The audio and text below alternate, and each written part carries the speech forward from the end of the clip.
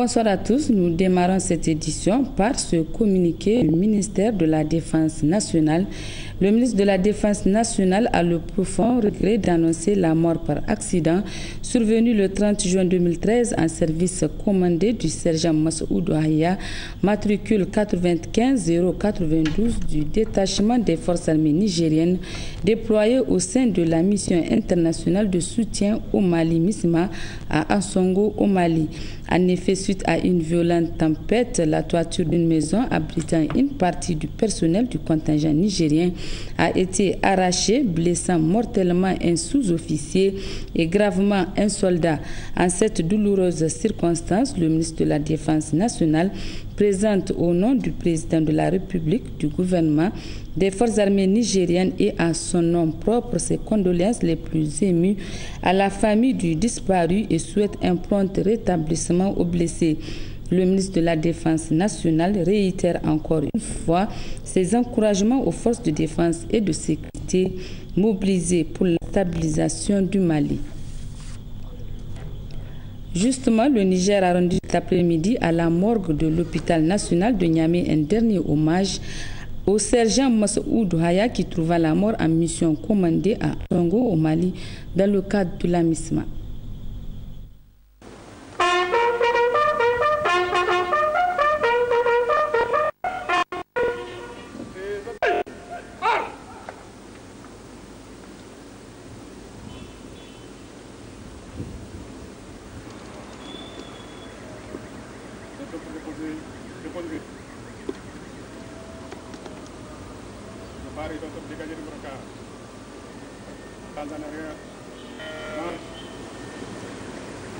Notre camarade a trouvé la mort le samedi 29 juin 2013 à Asongo au Mali en mission commandée. Le sergent Massoud Haya est né le 1er janvier 1972 à Aguié dans la région de Maradi. Et après ses études primaires et secondaires, il fut incorporé au sein des forces armées nigériennes comme appelé volontaire le 1er août 1995 et affecté au groupement d'instruction de Tondibia le 10 jours. Après sa formation militaire de base, il fut affecté à la 122e compagnie parachutiste. La 122e compagnie parachutiste, il a été détaché à la garde présidentielle pour compter du 23 juin 1997. Après l'obtention du certificat d'aptitude technique numéro 1 en 1998, il fut promu au grade du caporal le 1er octobre 1999. De la garde présidentielle, il a regagné la 122e compagnie parachutiste pour compter du 1er avril 2000. Nommé au grade du sergent pour compter du 1er octobre 2002. Il a obtenu un témoignage officiel de satisfaction du ministre de l'Intérieur et de la décentralisation pour compter du 28 juin 2003. Désigné pour la mission renfort MISMA pour compter du 2 avril 2013. Il était en poste à Asongo au Mali. Le sergent Massoud Haya était l'exemplaire d'un sous-officier discipliné, travailleur et de bonne présentation. Chef de groupe exemplaire et courageux, il était très apprécié par ses supérieurs hiérarchiques et respecté. Au cours des 50 dernières années, le Niger, mon pays, a enregistré des déficits agro-pastoraux très fréquents. Ainsi, une année sur deux, en moyenne, l'insécurité alimentaire chronique touche 80% de la population, essentiellement rurale, et la malnutrition chronique affecte 44% des enfants de moins de 5 ans. Face à ce dur constat, et au-delà des solutions d'urgence, mon pays s'est engagé depuis 2 ans sous la direction forte et de la forte implication personnelle du président de la République, son Excellence Issoufou Mahamadou, dans une voie novatrice s'attaquant véritablement aux causes structurelles de l'insécurité alimentaire. Le défi est de taille.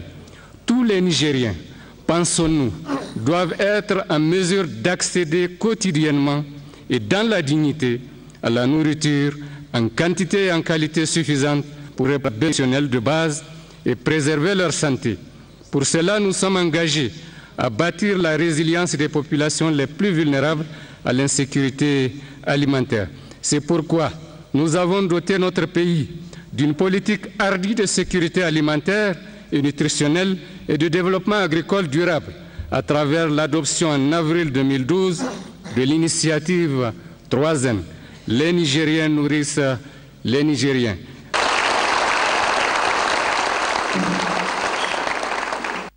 Retour à Niamey pour signaler le lancement officiel ce matin à Tillabéri des épreuves écrites du baccalauréat session de juillet 2013 par le ministre des Enseignements moyens et supérieurs et de la Recherche scientifique. Il était en compagnie du gouverneur de la région de Tillabéri et des cadres techniques de son département ministériel. Le compte-rendu de Abdoulaye Soumana et Jibono.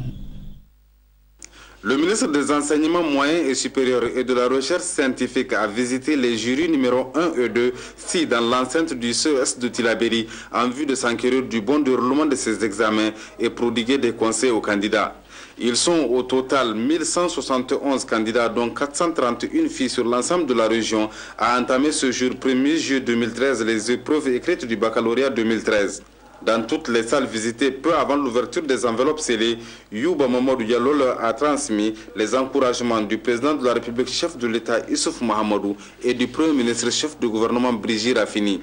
Le ministre des Enseignements moyens et supérieurs et de la Recherche scientifique et le gouverneur de la région de Tillabéri leur ont également prodigué des conseils.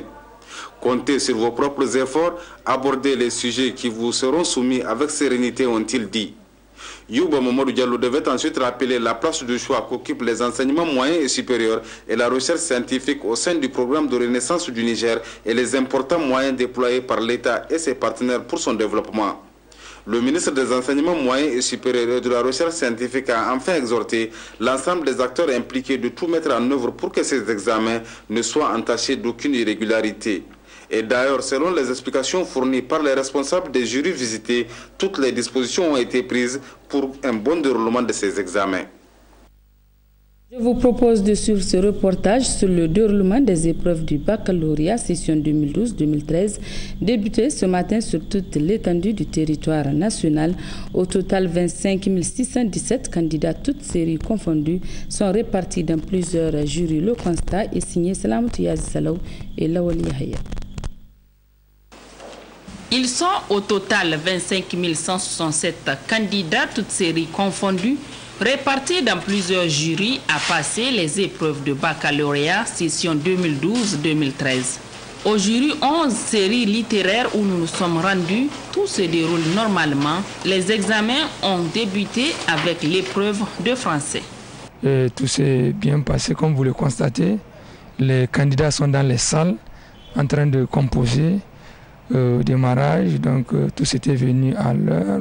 On a fait les appels, on a vérifié, les pièces d'identité sont installées, on a distribué les copies, elles sont en train de s'exercer. Vraiment, il n'y a pas de raté. Et vraiment, c'est la sérénité. Et nous-mêmes, de notre côté, on fait cet effort pour amener les candidats à ne pas se stresser. Même constat au niveau du jury 16, série scientifique. Ce jury 16 est composé exclusivement de la série D. Donc c'est une série scientifique exclusivement. Donc il y a 394 candidats, dont 39 candidats libres. Et ils sont répartis dans 9 salles.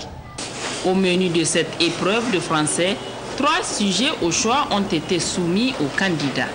Une contraction de test extrait de l'œuvre Rue de Niamey, espace et territoire de la mendicité, rue numéro 63. Un commentaire composé, extrait du livre Ada Master d'André Brink et un sujet de dissertation. On nous a dit, oui, c'est un contemporain. Le livre se représente comme des curieux par l'épithète de papier imprimerie qui pourtant sont capables de nous donner les plus grandes joies, les émotions les plus fortes ou bien de susciter notre colère ou notre mépris, notre haine même. Ce point de vue correspond-il à votre expérience de lecteur? J'ai choisi le sujet parce que j'ai trouvé que le sujet est un peu abordable pour moi. J'ai choisi le sujet du résumé discussion. J'ai pris la dissertation. J'ai trouvé ça un peu facile, voilà. Selon les autorités, toutes les dispositions sont prises afin que ces examens se déroulent dans de bonnes conditions.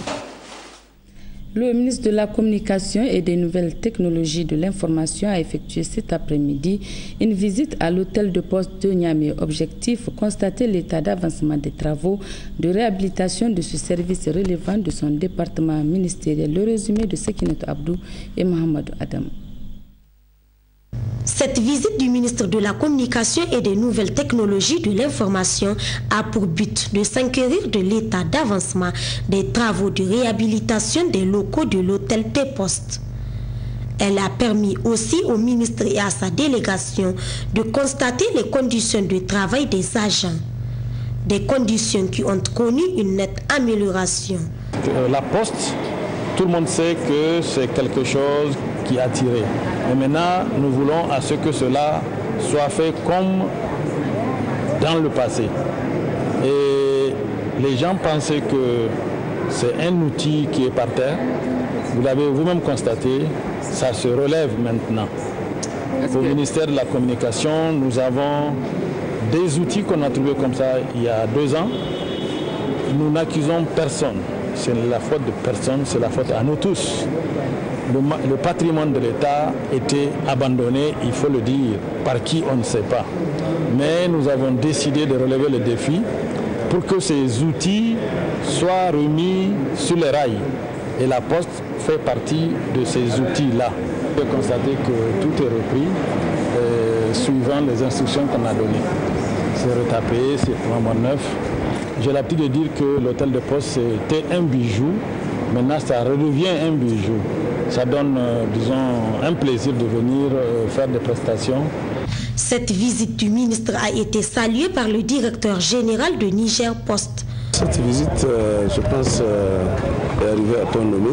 Nous sommes arrivés à bout des travaux de restauration de l'immeuble de l'hôtel de poste, qui est un véritable joyau. Cette visite nous reconforte à plus d'un titre dans la mesure où ça vient appuyer les efforts collectifs que nous avons pu mettre en œuvre, tout postier confondu, pour arriver à ce résultat-là. Ce joyau, une fois réhabilité, sera un outil indispensable à la population car assurera un service de qualité à la grande satisfaction du peuple nigérien. Pour sa part, le ministre de la Jeunesse, des Sports et de la Culture a animé cet après-midi un point de presse sur l'inscription du centre historique d'Agadez sur la liste du patrimoine mondial de l'humanité. Devant les membres de la délégation nigérienne qui ont défendu le dossier nigérien à la session de l'UNESCO au Cambodge, le ministre Hassan Kounou a d'abord rappelé les potentialités culturelles et architecturales de ce centre, l'importance de cette inscription de la vieille ville d'Agadez pour le Niger, avant de remercier tous ceux qui ont contribué à l'aboutissement de ce processus. Le ministre de la Jeunesse. Et il vous souviendra que dans le cadre de la sauvegarde et de la valorisation du patrimoine culturel, le Niger s'est engagé depuis 2002 dans le processus de nomination du centre historique d'Agadez sur la liste du patrimoine mondial de l'humanité. Cette initiative est motivée par le fait que le Niger, en dépit de ses potentialités culturelles, n'a jusqu'ici inscrit aucun site culturel sur cette prestigieuse liste. Notre patrimoine culturel mérite d'être connu par l'humanité tout entière, car il porte des valeurs historiques, architecturales, culturelles et artistiques exceptionnelles et universelles. Le choix du site d'Agadez n'est donc pas un fait du hasard, car Agadez est une des plus anciennes cités du Niger, dont l'origine remonte au début du XVe siècle. La vieille ville d'Agadez, construite selon un schéma architectural unique, a été une plaque tournante du commerce transsaharien et un centre de rayonnement de l'islam au Soudan central. Le sultanat de l'Aïr s'est installé dans la ville d'Agadez fondée au XIe siècle. Cette localisation a renforcé la valeur inestimable de la route transsaharienne. Elle a aussi imposé une stratégie d'accueil liée à l'afflux des populations des sultanats et des royaumes voisins, notamment Kanuri, Hausa et Songhai. C'est ainsi que la ville s'est organisée en 11 quartiers principaux. Agadez, ce lieu d'échange entre les royaumes voisins et le Maghreb, engendrera prospérité et créativité, ce qui reflète dans le patrimoine de la ville et plus particulièrement dans son architecture. La grande mosquée, avec son minaret en terre de 27 mètres, un des plus hauts du monde entièrement bâti en terre crue, en est un exemple éloquent. Le développement progressif de la ville d'Agadez lui a donné une structure originale, fondée autour de campements qui se sont progressivement transformés en îlots bâtis, délimitant ainsi non pas des rues, mais de nombreuses places et des placettes. Mesdames et messieurs, dans le cadre de la mise en œuvre du programme de la Renaissance du Niger, les autorités de la 7e République, faut-il le rappeler, ont réaffirmé leur volonté et leur engagement à œuvrer pour la sauvegarde du patrimoine culturel national. En témoigne le discours de son Excellence M. Issoufou Mahamadou, président de la République, chef de l'État, lors de l'ouverture du colloque international sur les 50 ans de l'urbanisation en Afrique. Je cite, « Notre engagement vers la modernité n'exclut pas la sauvegarde de notre patrimoine, comme le prouve la démarche en cours d'inscrire la vieille ville d'Agadez, célèbre depuis le XVIe siècle pour son architecture, au patrimoine mondial de l'UNESCO. » Fin de citation.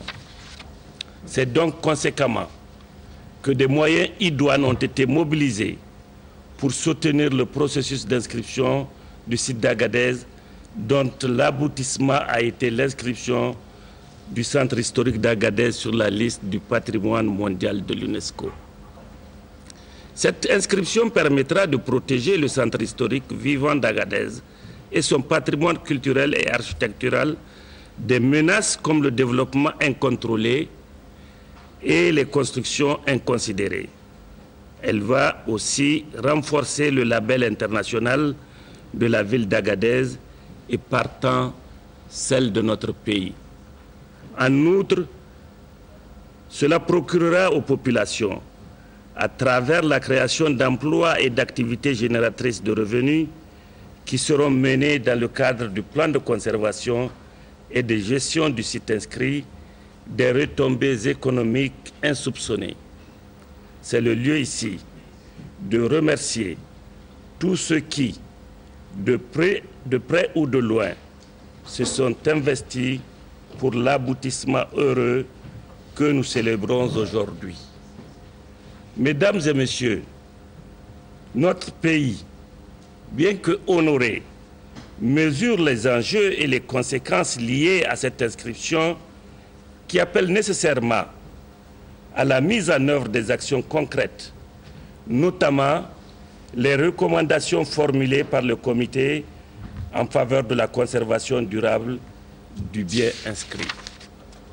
C'est l'occasion ici d'inviter toutes les parties prenantes à se mobiliser en vue de contribuer à la préservation du centre historique afin de tirer tous les avantages que confère l'inscription d'un bien au patrimoine mondial. Enfin, je saisis cette opportunité pour saluer les plus hautes autorités de la 7e République qui n'ont ménagé aucun effort pour l'aboutissement heureux de ce processus, mais aussi remercier et féliciter tous ceux qui ont contribué à ce résultat tant attendu par les Nigériens. Il s'agit, entre autres, de la communauté concernée, des autorités coutumières et administratives de la région d'Agadez, des personnes ressources, nous en avons ici, des techniciens des médias, ainsi que les partenaires techniques et financiers impliqués. Nous reviendrons sur les interventions des membres de la délégation nigérienne ayant défendu le dossier de l'inscription du centre historique d'Agadez au Cambodge à la session de l'UNESCO dans nos prochaines éditions. Et puis nous recevons ce soir sur ce plateau le professeur Zibo Garba, il est le directeur. Cette rencontre de formation est organisée par la Coordination nationale des affiliés du Niger avec le soutien de la Coordination régionale de la Fédération internationale des ouvriers du transport ITF. Elle est destinée aux membres et a pour objectif de renforcer les capacités des responsables syndicaux en matière d'organisation syndicale. À l'ouverture de cette session, c'est tout d'abord le coordinateur national qui prend la parole pour souhaiter la chaleureuse bienvenue au tout nouveau coordinateur régional et à sa délégation. Le représentant ITF pour l'Afrique francophone et les pays de la CEDEAO a quant à lui procédé à une brève présentation de la mission de l'ITF avant de préciser l'objectif assigné à cette rencontre. L'ITF a élaboré une stratégie, organisons-nous mondialement, qui vise essentiellement à renforcer la solidarité des travailleurs du transport au niveau national, sous-régional, régional et mondial. Renforcer la solidarité des travailleurs consiste aussi à construire et à développer des syndicats forts, crédibles, représentatifs et capables d'être de véritables forces de proposition et de contre-proposition. Dans le cadre de la réalisation de cette stratégie, l'ITF a élaboré plusieurs priorités, dont la mise en place des coordinations nationales et le renforcement des capacités des membres et dirigeants de ses affiliés. Notre séminaire qui débute ce matin s'inscrit dans ce cadre fixé par notre fédération. Est un projet de développement énergétique et socio-économique, tant du point de vue local, régional que national. Il a pour objectif essentiel de contribuer à l'amélioration et la sécurisation de l'alimentation en énergie électrique de la zone Niger centre-est, particulièrement la ville de Zander, ainsi qu'à la croissance économique du pays. De manière spécifique, devait souligner le colonel Adamou Abdou, il vise la valorisation du surplus énergétique produit par la SORAS, la création d'emplois directs au profit des jeunes, la protection et la préservation de l'environnement à travers la mise en œuvre de mesures environnementales et sociales. Ces objectifs a indiqué le conseiller technique du ministre de l'Hydraulique et de l'Environnement, cadre parfaitement avec d'une part ceux du programme de renaissance du Niger, de son Excellence Issoufou Mahamadou, président de la République, chef de l'État, et d'autre part avec les priorités du programme économique régional de l'espace UEMOA et du NEPAD auquel le Niger a souscrit. En souhaitant plein succès aux travaux, le colonel Adamou Abdou a adressé ses remerciements aux autorités de la région pour l'accueil chaleureux dont ils ont fait montre avant d'inviter les participants à un examen approfondi et des débats fructueux au bout desquels un avis motivé sera donné au ministre de l'Hydraulique et de l'Environnement pour la délivrance du certificat de conformité environnementale. Retour à Niamey où le 3e congrès du syndicat des agents de la météorologie et de l'aviation civile a pris fin. La sûreté et la sécurité des transports aériens face aux menaces terroristes était le thème de cette rencontre qui a également décidé de la mise en œuvre d'un nouveau bureau. Le reportage de Mahmoud Idrissa Ousmane et Issoufou Suleiman. 3e congrès du syndicat des agents de la météorologie et de l'aviation civile, le CEMAC, a vu la participation de représentants de plusieurs syndicats des travailleurs et associations professionnelles du secteur. Un congrès statutaire au terme duquel un nouveau bureau exécutif a été mis en place et à la grande satisfaction de tous les militants. Au cours de nos travaux, les autorités compétentes en matière de sûreté et de sécurité nous ont édifiés sur les risques et les conséquences des menaces terroristes qui pèsent sur notre secteur. C'est pour nous l'occasion de demander aux autorités de l'aviation civile de tout mettre en œuvre pour la sécurisation des infrastructures aéroportières, notamment par la finalisation de la construction dans les plus brefs délais des murs de clôture des différents aérodromes. Aussi, un renforcement des mesures de sécurité et de sûreté doit être envisagé. On ne cessera de le dire. L'aviation civile est la cible privilégiée des terroristes. Cela nous interpelle tous quant à la sauvegarde de notre outil de travail. la sécurité et la sûreté est l'affaire de tous. Un congrès statutaire au terme duquel un nouveau bureau exécutif a été mis en place et à la grande satisfaction de tous les militants. Le nouveau bureau, conscient de sa lourde mission et de ses tâches combien énormes, a formulé des recommandations et des résolutions. À l'endroit de l'État, l'habilitation des infrastructures aéroportuaires et stations météorologiques, la création d'une agence de l'aviation civile et de la météorologie, la mise aux normes des aéroports de Zender et d'Agadez, la rétrocession de la gestion de l'assistance au sol de l'aéroport international Jori Hamani de Niamey aux activités aéronautiques nationales du Niger, AANN, la mise en œuvre des propositions issues du protocole d'accord ITN gouvernement en vue de la réduction du taux de l'UTS, la reprise de la politique de formation des cadres de l'aviation civile et de la météorologie par l'État à l'endroit de la SECNA, prendre les dispositions en commun accord avec la défense nationale pour sécuriser les agents astreints à travailler en dehors des heures normales sur la plateforme d'Agadez, à l'endroit de la cellule d'assistance en escale et de Espira, la restructuration de l'administration en vue d'atteindre un rendement optimum des services.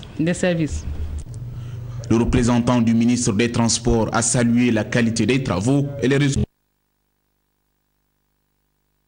A été déclaré l'unique gagnant de l'ordre exact de l'arrivée du Kédé de la journée 175 correspondant au lundi 24 juin dernier. Nous voilà encore aujourd'hui réunis pour remettre un gros lot à un parieur qui nous vient cette fois-ci d'Arlit. Nous vous félicitons et au nom de la directrice générale, au nom de l'ensemble du personnel, nous vous souhaitons un très bon usage. L'heureux gagnant a remercié la Nonani d'avoir fait de lui un multimillionnaire. Avec la Nonani, c'est la fortune au gagnant et le bénéfice à la nation, car elle a toujours contribué dans la lutte contre la pauvreté au Niger. Un mot de culture dans cette édition, dans le cadre de sa tournée africaine dénommée African Tour, la diva de la musique sénégalaise Kumba Gawlo, après avoir fait une très belle prestation samedi dernier à l'hôtel Gawé de Niamey, lors d'un dîner de gala présidé par la première dame Aïssata Issoufou, s'était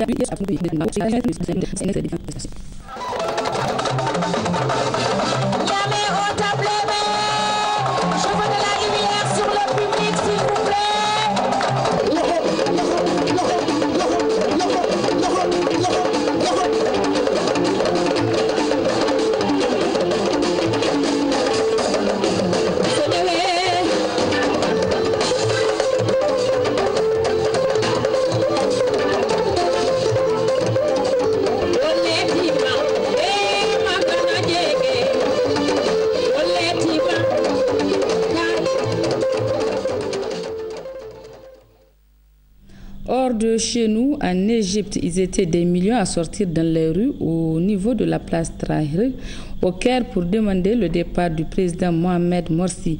Une situation politique aggravée par l'annonce faite par l'armée qui menace d'intervenir en cas de non-règlement de la situation. Nathalie Sarfati. Les manifestants sont restés sur la place Tahrir jusque tard dans la nuit. Une foule comme le Caire n'en a jamais vu. On parle de 17 millions de personnes venues réclamer la démission du président Morsi. Les slogans sont les mêmes qu'en 2011, lorsque la révolte avait fait tomber Moubarak. La foule brandit des cartons rouges qui disent « Dégage » au président en place. Morsi, il nous a épuisés. Il ne peut pas gouverner le pays et en faire ce qu'il veut. Il a fatigué tout le peuple. Il doit partir. Ce matin encore, il y a du monde sur la place Tahrir. Les manifestants restent mobilisés et veulent maintenir la pression sur le gouvernement. Morsi, tu vois bien que le pays tout entier est dehors. Il faut que tu vois et que tu comprennes. Tu dois comprendre que le peuple n'a pas besoin de toi. Le mouvement Tamarod, à l'origine de la contestation, a posé un ultimatum au président Morsi. Il a jusqu'à demain 17h pour quitter le pouvoir. S'il refuse, ce sera la désobéissance civile. 4 ministres ont déjà démissionné, signe que l'étau se resserre autour du président égyptien. Pour montrer leur détermination, les manifestants ont incendié puis pillé le siège du mouvement des frères musulmans au Caire. Depuis hier, 16 personnes ont été tuées dans tout le pays.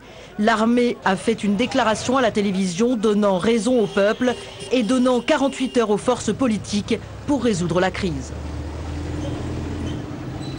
Le président américain Barack Obama poursuit sa tournée en Afrique, précisément en Afrique du Sud, où ce matin, il s'est rendu à Robert Island, la cellule où Mandela était resté durant 18 ans. Michel Lachkar pour le récit.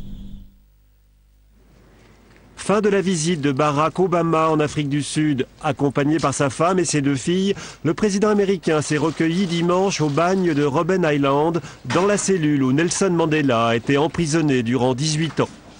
Barack Obama a appelé la jeunesse africaine à s'inspirer du héros de la lutte anti-apartheid, toujours entre la vie et la mort, dans un hôpital de Pretoria. Nelson Mandela nous a montré que le courage d'un homme peut changer le monde. Il nous appelle à faire des choix qui reflètent non pas nos peurs, mais nos espoirs. Des choix dans nos vies, dans celles de nos communautés et de nos pays.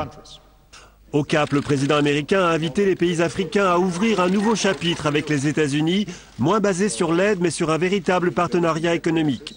Barack Obama a convié les dirigeants africains à un sommet à Washington en 2014 et annoncé un plan de 7 milliards de dollars destiné à doubler l'accès à l'électricité en Afrique. En partenariat avec les pays africains, nous allons développer de nouvelles sources d'énergie qui vont permettre de raccorder un plus grand nombre de foyers dans les villes, mais aussi dans les campagnes. Nous allons soutenir une énergie propre qui nous protège du réchauffement climatique. Barack Obama s'est envolé lundi pour Dar es Salaam en Tanzanie, dernière étape de sa première tournée en Afrique. Un voyage d'1 semaine dont la vocation première aura été de renforcer la présence américaine afin de contrecarrer la poussée chinoise sur ce continent prometteur. Du sport à présent, dans le cadre de la 24e journée Ligue 1 Orange de football, l'Olympique Football Club a rencontré hier après-midi le Sahel Sporting Club. Le résumé du match avec Slamatou Ahmed Joubo et Bachir. Des supporters super excités, Sahel en vert, Olympique en rouge, un face-à-face qui reste et demeure un derby. C'est l'Olympique Football Club qui ouvre le score de la 12e minute par l'entremise de Mouktar Yacoub. Ce but réveille l'attaque des Sahéliens qui organise juste avant la fin de la première partie sur une balle anodine de Mohamed Mustafa qui passe devant le gardien.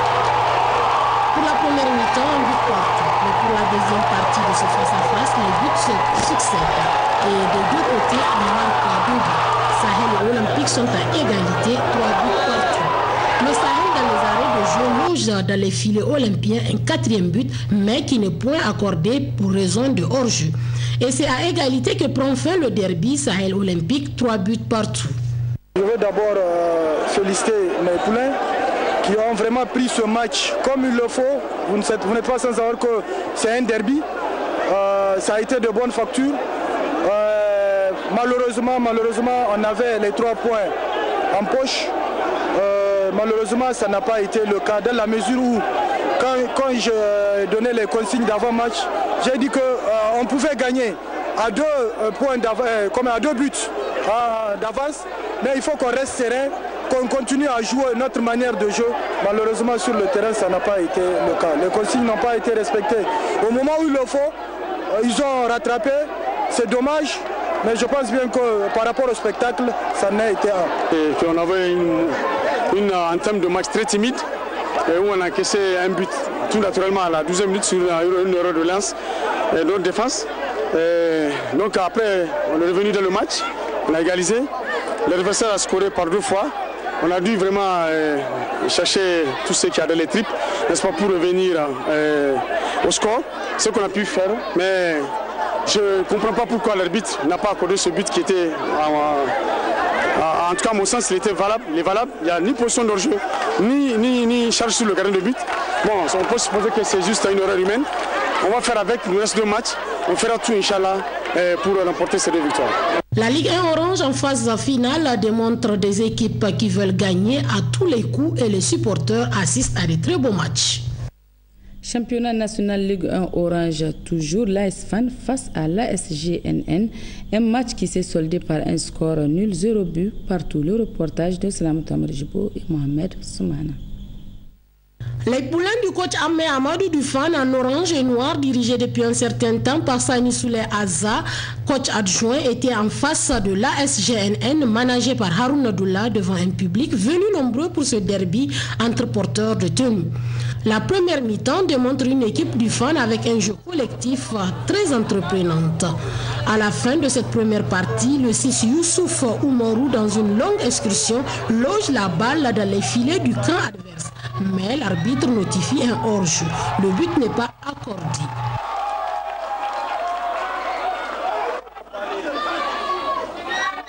Et c'est sur ce score de 0 but que les deux équipes vont au vestiaire.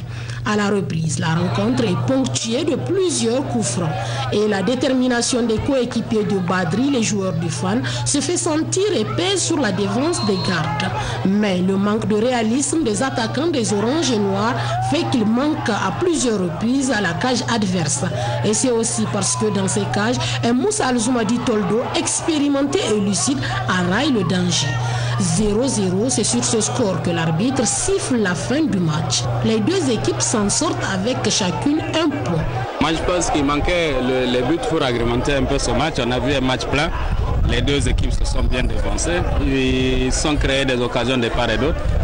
Malheureusement, ce n'est pas allé au fond. Bon, là, on se cale nous tous pratiquement comme dans la course au titre parce que de l'autre côté, paraît-il que la Douane est en train de gagner 2-0. Donc ils prennent forcément une distance et il y a 6 points à aller chercher.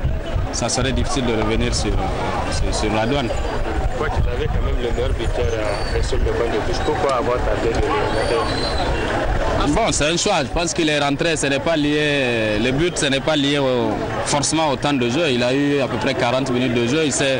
Il a eu 2 occasions de but. L'autre, le gardien l'a levé, l'autre, je ne sais pas, il dormait. Il suffisait d'accompagner, de suivre la remise de son deuxième attaquant pour l'accompagner dans les buts. Je ne sais pas, le défenseur revient tacler alors que lui, il était mieux placé que le défenseur.